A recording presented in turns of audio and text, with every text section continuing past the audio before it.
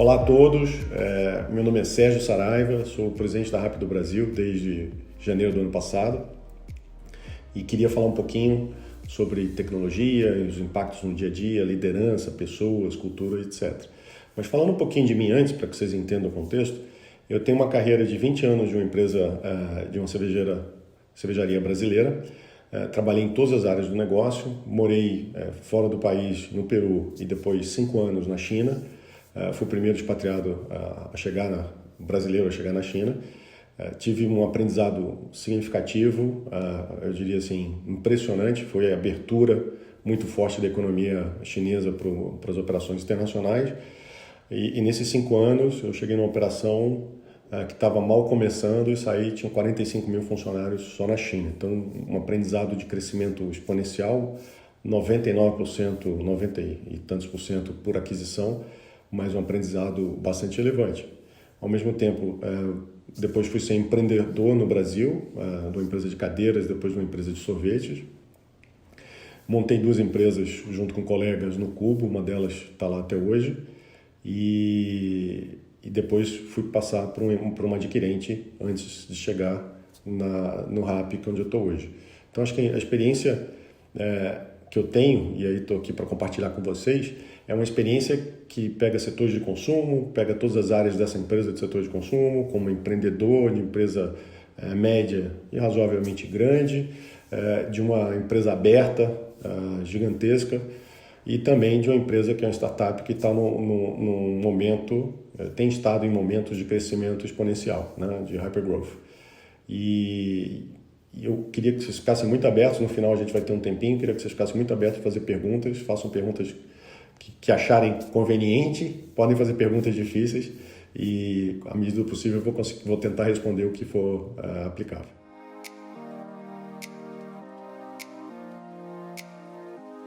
Especificamente falando de hypergrowth, e falando de hypergrowth na empresa que eu estou atual, no Rappi, que de fato cresceu de uma forma extremamente rápida. Quando eu entrei em janeiro, foi pouco antes da pandemia, janeiro do ano passado, e uma coisa interessante é que no final de janeiro, vocês vão lembrar, no final de janeiro, início de fevereiro, a pandemia tinha chegado na Itália e já estava causando morte de uma forma impressionante, tinha ido para a Coreia e a gente ficou preocupado aqui no Brasil. O que aconteceu? A gente imaginava que pela relação que o Brasil tem com a Itália, que era inevitável chegar no Brasil. Então, na virada do mês de fevereiro, a gente começou a montar um plano de ação para estruturar, sabendo que estava vindo a pandemia, para estruturar a operação para atender melhor o nosso cliente, né? A gente sempre começa com o nosso cliente, consumidor, usuário final, como é que a gente consegue sempre ter o melhor nível de serviço e um nível de serviço duradouro, engajante, criando um momento de uau, né? daquelas surpresas positivas. Então, começamos a construir esse plano de ação. Esse plano de ação previa um protocolo de segurança, de contaminação, ou seja, de segurança, liberar os nossos usuários e os entregadores desse contato. Então, a gente criou entrega sem contato, participou de um protocolo, lideramos a criação de um protocolo para a indústria de entrega, que depois foi apresentado ao governo estadual e federal. A gente criou entrega sem contato no sentido de o entregador deixa no tapete ou naquela gaiolinha do apartamento, dar um passo para trás para não ficar próximo ao cliente. Tem os pushes para o cliente e para o entregador para prestar atenção no protocolo Covid. Então, criamos também, a gente viu o que acontecia na Itália e na Coreia, que existia uma demanda fortíssima de supermercados e de farmácias, e o modal tinha que de fato ser diferente. O que eu quero dizer, as entregas que antes cabiam na sacola, na bag que a gente chama do entregador, elas não caberiam na época do Covid. Então a gente desenvolveu a entrega com carro, chegamos a ter uma quantidade enorme de parceiros trabalhando para entregar para os nossos clientes via carro. Então, todo esse modelo fez com que a gente estruturasse para um crescimento. E de fato veio um crescimento muito maior. Uma coisa que eu tenho que mencionar, as pessoas que ficam no supermercado são shoppers, são os personal shoppers, que são as pessoas que fazem compra para você e ficam às vezes interagindo, fazendo perguntas de coisas que requerem daquele item. A gente triplicou o número de profissionais nos supermercados. E mesmo assim a gente viu que crescemos bastante e 90% funcionou. Então foi bom ter o plano, mas a gente não conseguiu atender tudo. No mês seguinte, aí já no março, já abriu, a gente cresceu de novo. Então o que quer dizer nesse contexto primeiro, a gente viu que planejar faz muita diferença. Segundo, pessoas certas, treinadas, com a cultura, com o modelo mental de atender também faz a diferença.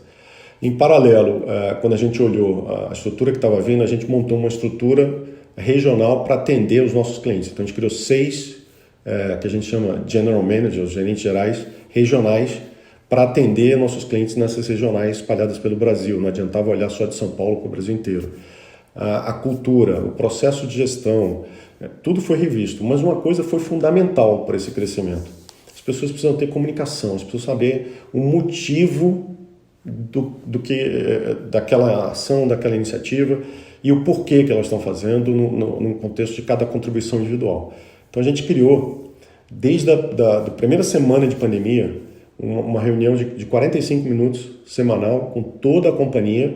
Não é mandatório, a gente tem normalmente entre 40% e 60% de presença, onde a gente fala de aspectos de lançamento de produtos, de lançamento de nível de satisfação, de dificuldade, de orçamento, de tudo que vocês puderem imaginar, relativos à pandemia, relativos à comunicação com a liderança. Por quê? Porque além de tudo a gente não tem um contato físico, né? Você não tem mais aquela reunião que você consegue colocar todo mundo e olhar. Então, o que a gente coloca são 45 minutos, desses 45 minutos são 20 minutos de apresentação de algum tópico e 25 minutos a gente quer escutar, uma escuta ativa, uma escuta proativa na realidade do que está acontecendo. Então as primeiras eram perguntas da própria pandemia, a gente trouxe médicos para explicar, a gente criou protocolos, o home office que a gente criou, nós contribuímos com uma cadeira para cada um para trabalhar em casa e mais um orçamento que ele podia escolher, acessórios, né, para poder trabalhar, uma contribuição mensal para pagar a internet. Então, série de coisas que a gente foi tirando que foram os básicos, depois a gente começa a evoluir de uma forma bastante positiva. Mas fundamental, eu não abro mão, acho que comunicação, o propósito, entender por que cada um tem que fazer o que, quando e como essas peças se encaixam no geral da companhia. Esse para mim foi o grande diferencial que permitiu a gente ter o Hypergrowth e ter os líderes comunicando, falando com as pessoas e reforçando cada ação e num contexto maior.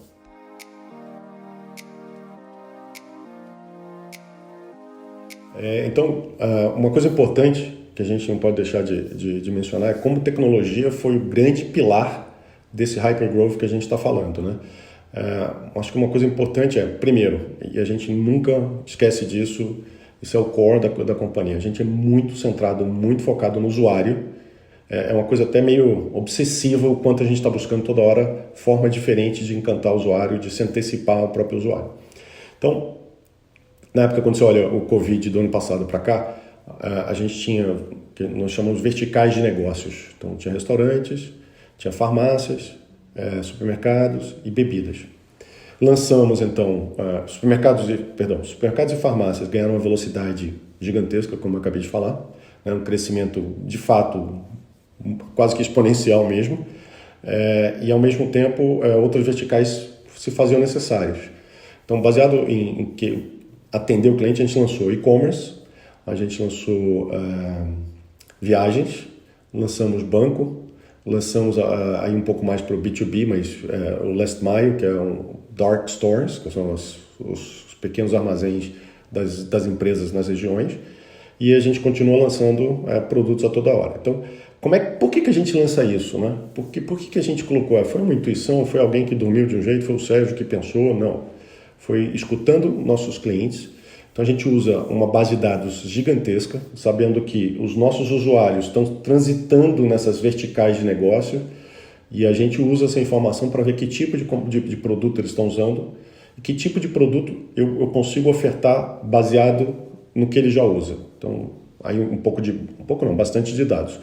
Outra coisa que a gente usa muito de tecnologia, e quando mais se abre novos negócios, mais você tende a jogar em meios de comunicação. Então, baseado, o que a gente usa? A gente usa uma inteligência artificial no sentido de entender o comportamento do cliente e ofertar o que ele está buscando, e não fazer o que todo mundo, a maioria faz, que é como se fosse um spam. Lancei um produto, aí manda para 100% da base. Tem uma promoção de algum produto, mando para 100% da base de novo. Então, seja bombardeado, e na prática você é tão bombardeado que você termina não usando. Então, nenhuma das informações, e o impacto, a conversão é baixíssima, quase que zero. Então, a gente usa a inteligência artificial para fazer a proposta de valor específica para cada um. Então, vou dar um exemplo aqui, claro. Eu consigo, baseado nas informações, eu consigo saber se uma pessoa, por exemplo, está comprando fralda, fralda para criança, neném, eu consigo fazer uma oferta de produtos de alimentação para neném. Então eu consigo impactar no que ela pode potencialmente estar procurando. Eu posso fazer o remédio, o over the counter, o OTC, que é o que se pode fazer propaganda, eu posso fazer ligado a neném para essa pessoa. O que eu talvez não faria nenhum sentido é oferecer, sei lá, bebidas alcoólicas para essa pessoa, que talvez não seja aquele momento. Então a gente pega o comportamento e vai montando o que a gente chama de personas, e a partir dessas personas a gente faz uma propaganda direcionada, porque aí tem inteligência artificial. Uma outra coisa que a gente faz, também falando de tecnologia, é como é que eu coloco tudo no celular de uma maneira que a experiência do usuário seja muito fácil. Então, uma das coisas que a gente faz eu tenho um determinado usuário que é um usuário frequente, que raramente tem problema, etc., ou não tem, e em algum momento ele me reclama que ele comprou 4 pacotes de café e foram entregues 3 pacotes de café. O que a gente faz? Normalmente você esperaria abrir um chamado, alguém ia ver como resolver, etc. Não, como a gente sabe que eu tenho um comportamento, que aquele determinado usuário raramente teve problema, raramente reclamou, ou nunca reclamou. Quando ele faz a primeira reclamação, eu vou dar um voto de confiança. Então, o próprio usuário, pelo aplicativo, ele reclama e eu dou o crédito de forma instantânea. Então, esse crédito de forma instantânea faz com que ele fique surpreendido pelo nível de serviço que durou, afinal, segundos, e ele resolveu a vida dele. Óbvio que se na semana que vem tiver outro problema, na outra semana tiver outro problema, acende uma luzinha amarela e alguém... Isso não vai ser tão automático, porque a inteligência da programação não deixa que seja automático. Então, toda hora a gente está pensando em momentos de surpreender o cliente, usando a tecnologia por trás, para que seja uma experiência mais suave possível em eventuais casos de atrito, e se não tiver atrito, que seja, de fato, prometer e entregar sempre mais do que a gente prometeu. Essa tem sido a experiência da gente como tecnologia. Uma coisa importante também, se eu pudesse adicionar, é que cada vertical de negócio, então, como eu disse, tem restaurantes, mercados, etc. e tal, cada vertical de negócio, ela faz parte de um time corporativo, eles usam plataformas, obviamente a mesma plataforma para poder usar o programa e chegar no consumidor de uma única forma, mas eles estão sempre buscando melhores práticas, seja com os usuários, seja com os concorrentes em termos globais, do que pode agregar valor para o cliente, que tecnologia que eu deveria estar trazendo, de antecipação, de encantamento, como eu disse antes. Então, essas verticais de negócio, elas têm, de fato, bastante autonomia, têm seus próprios times de squad, né? E esses times de squad, obviamente, essa é a complexidade de organizar. Tem velocidades diferentes, mas no final tem que chegar para o cliente como sendo uma experiência única.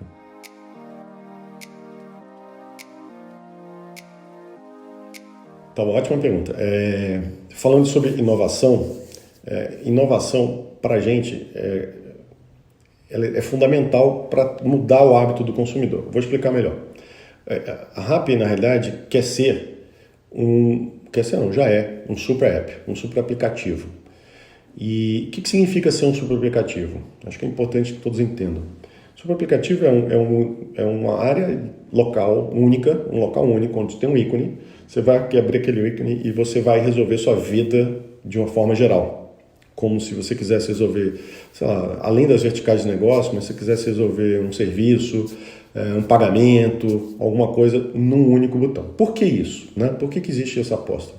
Primeiro, ela surgiu na China, já deve ter uns 8 a 9 anos atrás, né? E eles começaram a observar o seguinte, que isso foi depois baseado em estatísticas, em pesquisas. Normalmente as pessoas usam 4 ou 5 aplicativos por dia.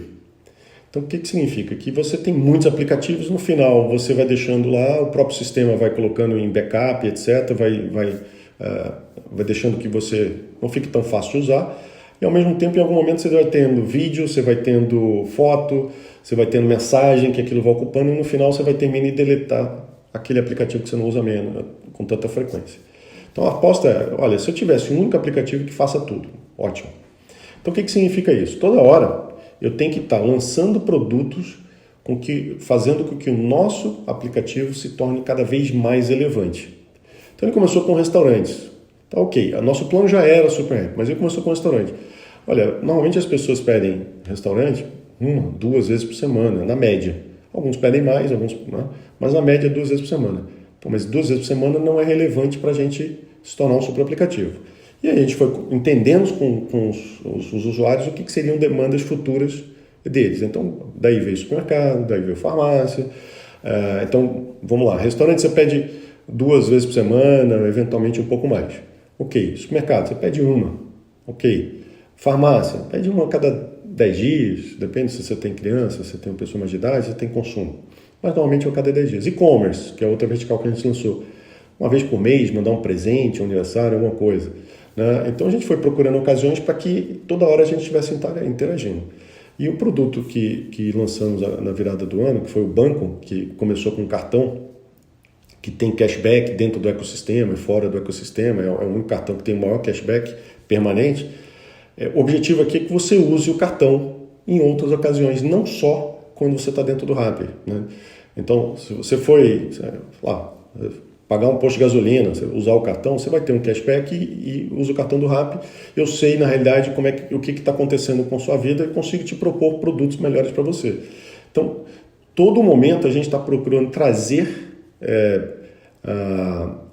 processos, produtos, serviços que inovem, que eliminem uma dor sua, mas ao mesmo tempo com que faça que você concentre suas atividades nesse nosso aplicativo, nesse Super App.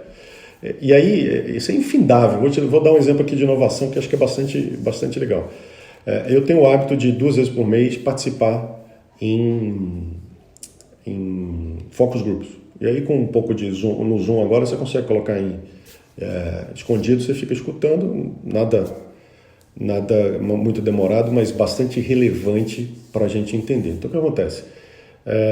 Em maio do ano passado, eu estava escutando e tinham 2 consumidores, a gente estava falando de cartão, até como prévia, testando o cartão que a gente lançou agora em janeiro. E aí um dos consumidores falou assim, não, mas o cartão você ganha milhas.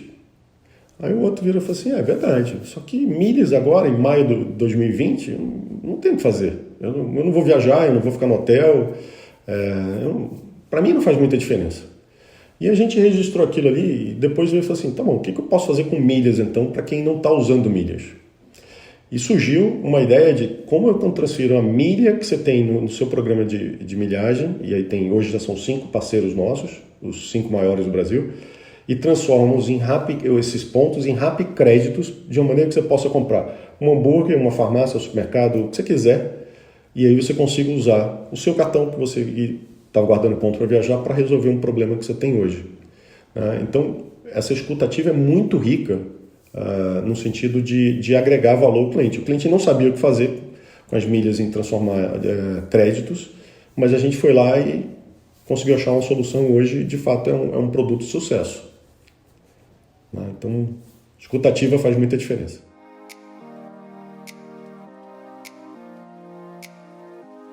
Legal. Barreiras para o crescimento. Eu acho que primeiro passa por uma crença do sistema de gestão. Então imagina que hoje em dia, se você tiver um bom projeto, inovador, etc. e tal, você consegue ter fundos, você tem investidores que consigam colocar dinheiro naquele projeto, mesmo ainda sendo um papel, uma apresentação. Quando você fala de tecnologia, mesmo que você não tenha tecnologia, você consegue, de uma certa forma, trazer interessados, comprar, etc. A tecnologia você compra também. Então, dinheiro e tecnologia você consegue. O mais difícil e, para mim, o mais importante é como é que você tem as pessoas certas, com a mentalidade certa, com a cultura certa, para, de fato, construir o seu negócio, construir um negócio que de fato vai vai crescer exponencialmente e vai ter sucesso. Então, eu acredito, na essência, o único diferencial competitivo de fato que pode ter uma empresa são as pessoas e o sistema de cultura e gestão. Isso para mim é um diferencial competitivo que pessoas e sistema de cultura e gestão juntos vão fazer com que o negócio seja melhor, que pivote para fazer outra coisa, que de fato cresça na velocidade, que tenha resiliência, etc. e tal. E aí quando a gente fala de barreiras de crescimento, uma grande barreira de crescimento, de fato, é como é que você replica esse modelo para uma empresa que está crescendo cada vez mais. Né? Então, a mentalidade do fundador consegue ser replicada para 3, 4, 5 pessoas, mas quando você tem 5 mil pessoas, isso muda de contexto e vira uma barreira. Então, acho que a primeira grande barreira é essa barreira de como montar esse pipeline de pessoas e do sistema de cultura e gestão. Mas acho que tem uma coisa que é muito comum no mercado, independente do tamanho, é como você ter uma vantagem competitiva em ter escala e lealdade dos clientes. Então começar com lealdade, onde tem muito do que eu falei ainda há pouco, como é que eu garanto que a lealdade dos clientes seja um grande diferencial. Então o cliente, em nossa visão, o grande diferencial competitivo para ter essa lealdade é de fato o serviço, encantar o cliente de uma forma contínua, não só momentânea, uma vez ou outra, e está sempre inovando para trazer benefícios e o cliente fala assim, olha, aqui eu quero ficar porque eu sei que aqui eu tenho um serviço extremamente diferenciado, que é prometido a entregue ou entregue melhor, que eu tenho processos de inovação que estão sempre buscando me entender e fazer coisas que às vezes nem sei que eu preciso, né? E que eu tenha de fato uma relação de longo prazo. Então acho que lealdade, Gavin Baker, que é um investidor famoso, falava nisso, um autor famoso. E aí outra coisa é escala, né? Porque às vezes você tem uma boa ideia, você fica parado num modelo que não consegue crescer, porque ele de fato é replicado, não é replicável, perdão. Eu fico dependendo de pessoas, eu fico dependendo de, às vezes, parceiros, eu fico dependendo de um contato físico. E se esse modelo não é escalável, ele, de fato, eu tenho um problema com o hypergrowth que a gente estava falando isso.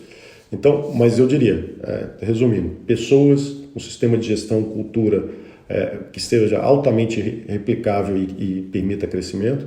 Falaria principalmente aqui de lealdade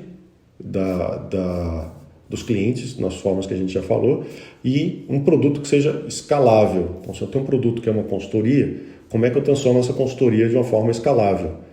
Porque se ela for customizada para cada um dos meus clientes, em algum momento eu não consigo escalar, a não ser que eu crie um networking fenomenal de profissionais que tenham o mesmo contexto, que tenham o mesmo aprendizado para poder agregar valor, o que é extremamente difícil de fazer. Queria aqui agradecer a participação de vocês, espero ter trazido algum conhecimento adicional à experiência de vocês. Me coloco à disposição, acho que terminando esse vídeo aqui, nós teremos um momento para fazer perguntas e respostas e, de novo, fiquem bastante à vontade de fazer qualquer tipo de pergunta e perguntas difíceis normalmente são boas, não sei se eu vou conseguir responder. Como recomendação de muita coisa do que eu falei, tem um livro chamado How Google Works, né, do Eric Schmidt. Né? É um livro que conta a história do Google, como ele foi desde a abertura de capital, modelo mental, as coisas que funcionam em inovação, como tem que ter inovação e combinar também execução, porque não adianta inovar sem conseguir entregar. Né? Então, como agenda para um C-Level, esse livro é considerado um livro como referência sobre, de fato, na aderência ao Google, à cultura Google. E aqui acho que tem muito do que a gente pode fazer, o que funciona no Google, que talvez funcionasse com a gente. Mas um dos paradigmas que cai ao ler esse livro não, o Google é uma empresa só inovadora. Não. Tem áreas de desenvolvimento e tem áreas que tem que garantir a execução do dia a dia.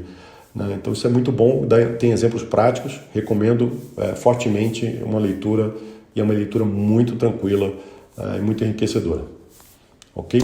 Obrigado pela audiência, nos vemos em breve aí no Q&A.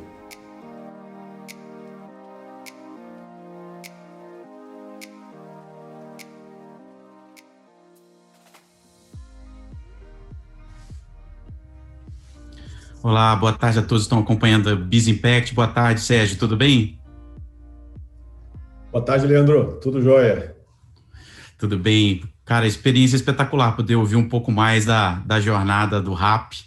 Temos uma série de perguntas para passar contigo. Quem sabe vem aquelas perguntas difíceis que você provocou. Vamos ver aqui. Já vou priorizar as perguntas da turma. O Newton Izebeni, ele está perguntando muito sobre esse momento, né, da pandemia e o efeito nesse mercado, né? Uma realidade nova, todo mundo remoto, mais acostumado agora em fazer compras online, interagir digitalmente. E ele está questionando um pouco a sua visão de qual que é a percentual de negócios que você acredita que vão permanecer como online, se você encara que tem um novo momento, um novo comportamento nesse período pós-pandemia. Se algum desses aprendizados dessa nova experiência, como é que você vê, o que vai se manter e o que vai definir daqui para frente? Legal, a pergunta é ótima. E eu acho que quem disser que sabe a resposta está enrolando, porque acho que a gente está aprendendo, obviamente, pelo fato de ser uma pandemia, a gente não ter passado numa escala tão forte como essa. Falar especificamente do Rappi, depois eu falo um pouco mais aberto. Especificamente do Rappi, o que a gente viu foi o seguinte: um grupo de usuários, um movimento massivo de novos usuários, muito mais do que a gente já vinha crescendo aí de forma rápida, mas veio um volume massivo de usuários que experimentaram uma linha de negócios, que a gente chama de vertical, depois foram para outras, etc. Então, comprava supermercado, já está em farmácia, já está vendo e-commerce, já está vendo outras formas de interagir, passagens e tal.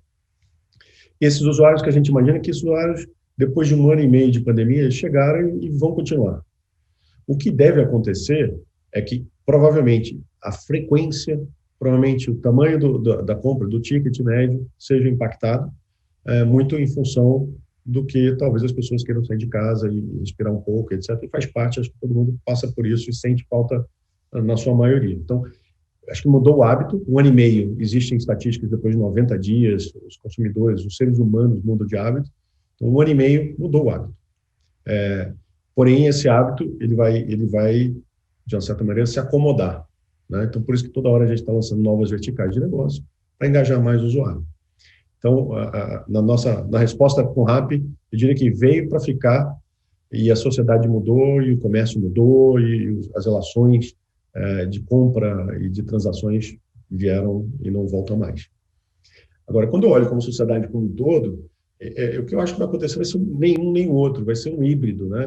Vai ser uma coisa que a gente está, provavelmente a grande maioria aqui está em casa, nós estamos fazendo essa live aqui em diversos locais ao mesmo tempo, e acho que isso continua, de alguma certa forma, tendo um ou outro presencial, quando for com outra profundidade ou com algum outro tema diferente. É isso que eu acho, assim, veio para ficar. Tecnologias como ferramentas de videoconferência, de cloud-based, etc., se consolidam e cada vez vão ficar mais no dia a dia ainda, né? Uma coisa que talvez pudesse falar, eu acho que como todo mundo foi de uma maneira muito rápida, né, Leandro, para a tecnologia, inteligência artificial, os robôs, famosos robôs, os algoritmos, etc., todos ganharam uma relevância impressionante. Porque agora você tinha uma base de dados que cresceu de uma forma mais do que exponencial, quer dizer, exponencial na essência. Então, acho que é bom se acostumar. Acho que 90%, 80% continua igual. Poxa, e você falando, eu já me identifico nesse universo de pessoas que agora é outra experiência que eu busco em várias coisas que eu não estava acostumado antes. E você falou muito, né, Sérgio, nessa perspectiva da tecnologia, né? E refletindo, a gente vê o quanto que mudou o nosso dia a dia, as nossas experiências, quando a gente fala das nativas digitais, né? Como que elas mudaram o nosso dia a dia e ver a história da RAP. E fico refletindo em outros segmentos, outras organizações que ainda não enxergaram tecnologia como uma extensão do seu core business. Para esses mercados, para essas organizações, você vê aprendizados que essas big companies que ainda não têm esse olhar para a tecnologia, elas podem tirar de uma jornada como a da RAP. Você vê que eles conseguem colher grandes insights do que isso pode trazer para eles, o que pode impulsionar em negócios? Eu vou dividir a resposta em duas partes. Eu acho assim, primeira coisa é, se tem uma empresa que ainda não viu tecnologia como sendo a sua solução, olhando para a perpetuidade, a continuação do negócio, né, está muito, muito, muito atrasado. Porque você está falando desde processos que podem ser dentro da companhia, se for uma coisa mais de manufatura, mas processos de relacionamento com o cliente, hoje em dia, o brasileiro, a proporção é de 1 para 1 com o celular, o smartphone.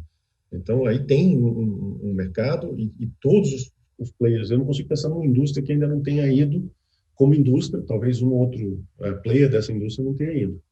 Então, está muito atrasado, tem que, de fato, correr. É como se fosse, talvez, uma analogia à energia elétrica.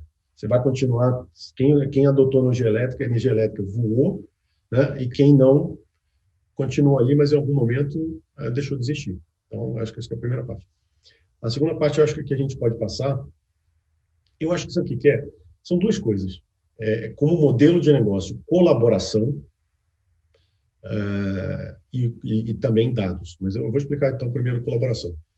Antigamente não, vários setores ainda operam assim, onde você tem um lado, uma perna da indústria que está ali tentando ter ao máximo de rentabilidade possível e olhando muito curto prazo e não a longevidade como um todo.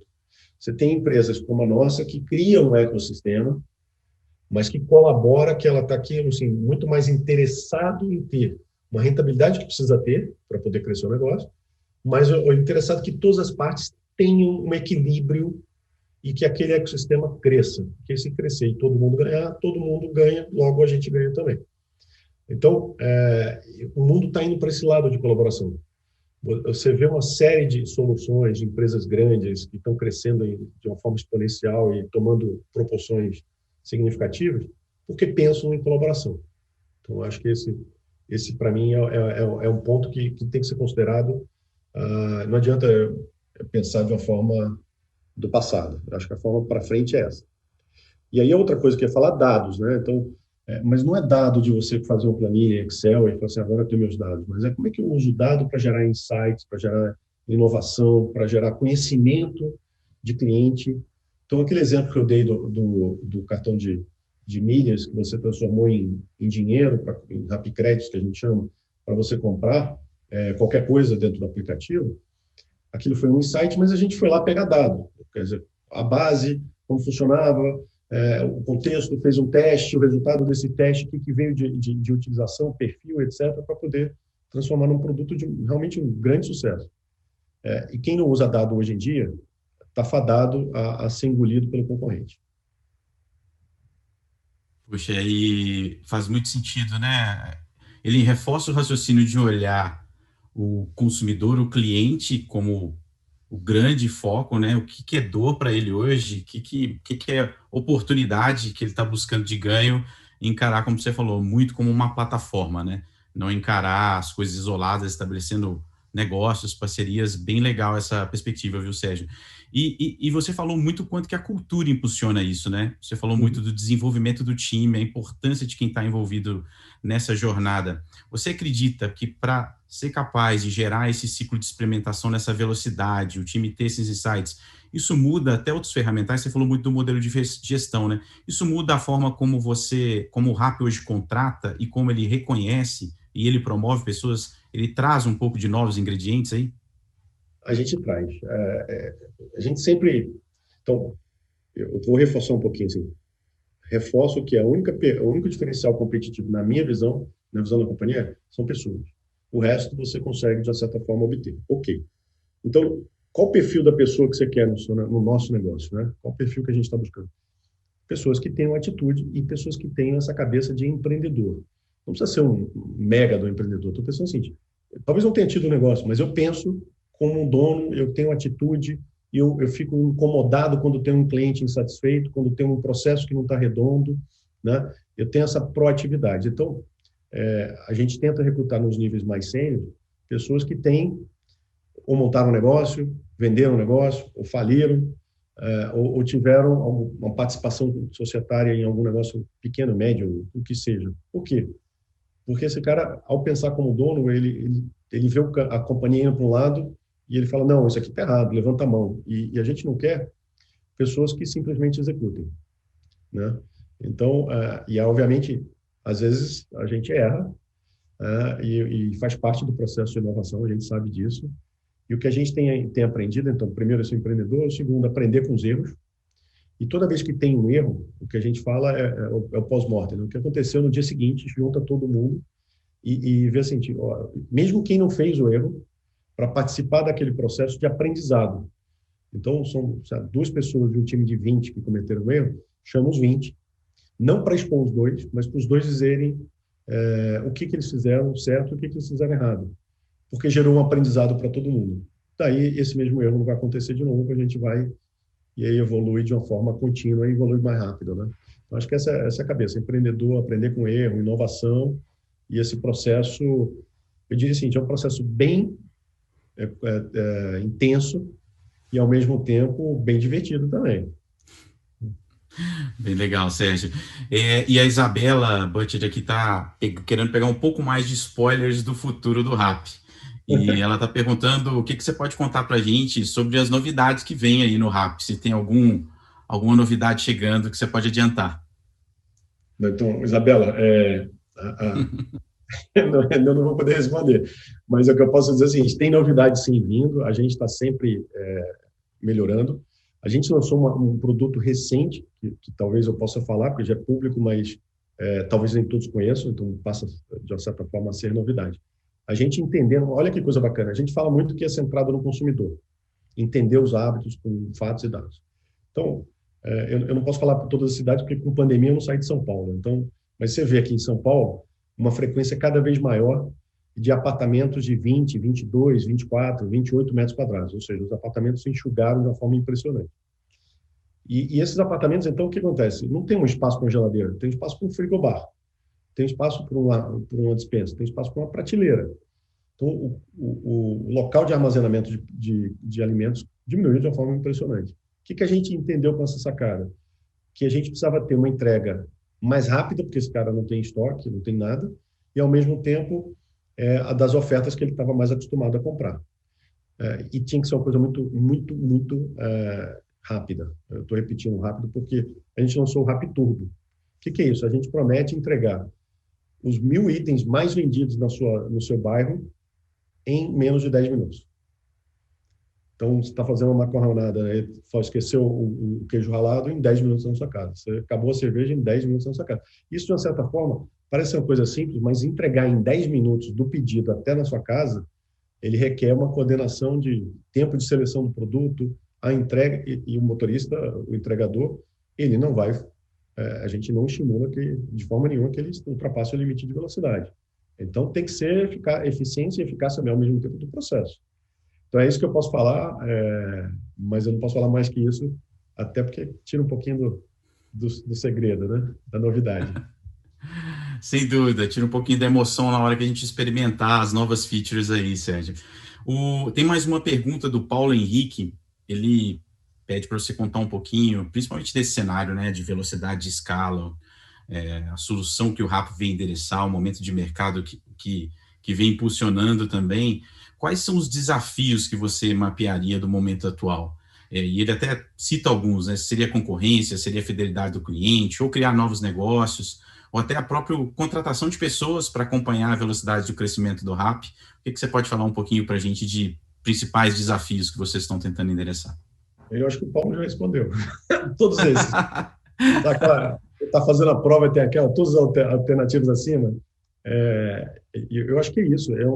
Obviamente, intensidades diferentes, mas a dificuldade o consumidor está cada vez mais bombardeado de informação, né? E cada vez mais bombardeado de informação. E o que significa isso? Que a informação tem que ser seletiva porque ele quer na hora que ele quer. Então, a gente tem cada vez mais, quando eu falo de dados, cada vez mais entendido o comportamento do consumidor.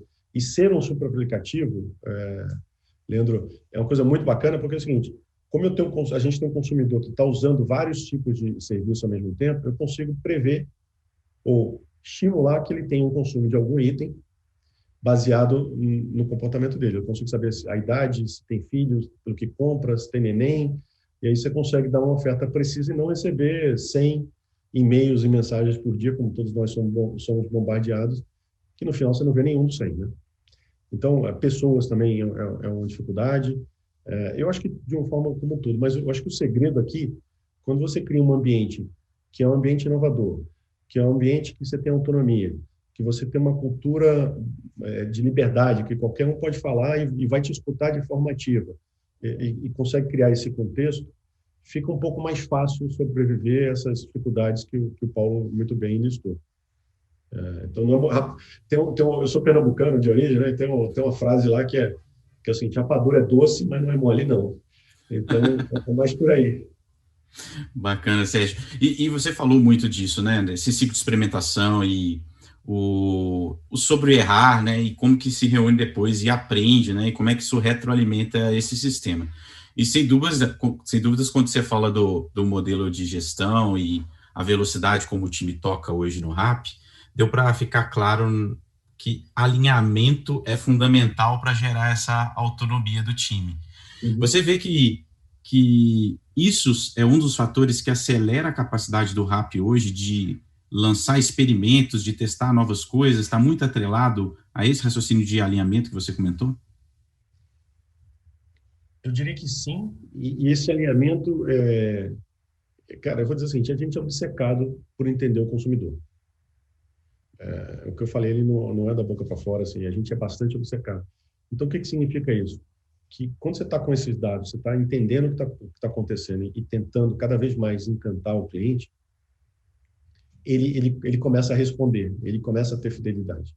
Na hora que você começa, em paralelo, a prestar um nível de serviço que é de forma um diferencial competitivo, o consumidor está vendo isso e está valorizando isso. Então, e esse alinhamento interno, assim, a gente está aqui para encantar o cliente, né? Então, sabemos que temos dificuldades, sabemos que a coisa não é fácil, mas a gente está aqui com o objetivo de encantar o cliente. E esse é o principal ponto. Então, fica mais fácil quando você divide propósito, quando você divide as ambições e todo mundo compartilha aquilo, né? Então, espero ter respondido, mas é nessa linha. Esse propósito e o cliente, como sempre no centro de tudo que a gente faz. Muito legal, Sérgio. Para fechar, uma pergunta mais sobre você, o seu aprendizado. Você descreveu N oportunidades que você teve na sua jornada de carreira em várias companhias, em vários mercados diferentes. E agora, nesse contexto da RAP, de todo esse background que você já tinha, o que você descreveria que foram os grandes aprendizados que você teve dentro da RAP, nessa jornada que impulsionou a companhia, o produto e a experiência? Essa pergunta é ótima. Eu acho que a primeira coisa estamos aqui obcecados pelo cliente no centro. Então, já repeti, não vou bater na tecla. A outra coisa empreendedor, pessoas que dividem essa mesma mentalidade, dividem os mesmos propósitos.